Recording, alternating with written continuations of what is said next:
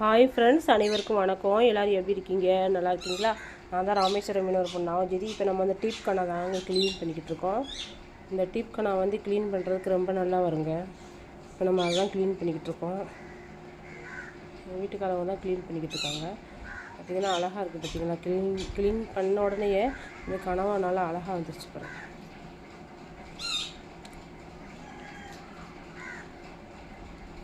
பார்க்குறதுக்கு ரொம்ப நல்லா இருக்குங்க. பார்க்கவே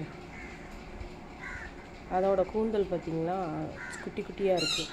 இதே நம்ம ஊசி கனவாலாம் கூந்தல் வந்து பெருசாக தொங்கும்ல, இதில் வந்து தலைப்பகுதி வந்து குட்டை குட்டையாக தாங்க இருக்குது.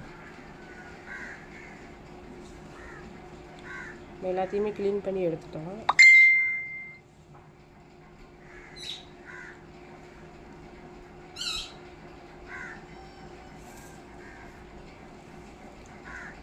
நான் 2 அலசிட்டு அப்புறம் சின்ன சின்னதாக நம்ம ரிங் கட் பண்ணுவோம்ல, ரிங் மாதிரி கட் பண்ணிடுவோம். அழகாக இருக்கும்.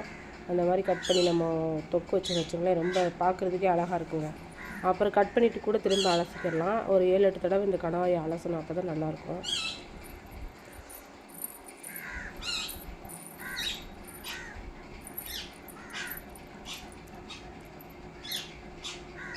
கணவாயோட கூந்தலையுமே நம்ம அலசி எடுத்துக்கலாம்.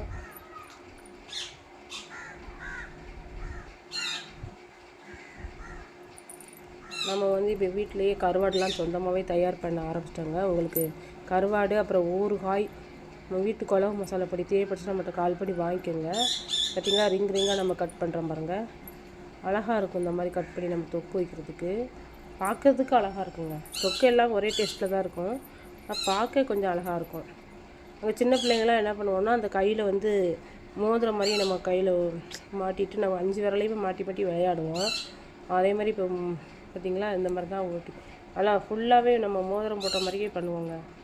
நல்லா விளையாடுறதுக்கு நல்லா ஜாலியாக இருக்கும். இப்போ எங்கள் பாப்பா வந்து 4-5 கணவாயை வந்து பிச்சு போட்டுட்டாங்க. அவங்க அந்த மாதிரியும் நம்ம கட் பண்ணலாம் அப்படிங்கிறதுக்காக தான் இப்போ கட் பண்ணி காமிக்கிறாங்க. உங்களுக்கு யாராவது கடல் மீன்கள் ஊறுகாய் அப்புறம் கருவாடு வீட்டு குழம்பு மசாலா பொடி தேவைப்பட்டு நம்மகிட்ட கால் பண்ணி வாங்கிக்கோங்க. எல்லாருக்குமே ரொம்ப ரொம்ப நன்றிங்க. எல்லாமே நம்ம கழுவி சுத்தம் பண்ணிட்டோங்க.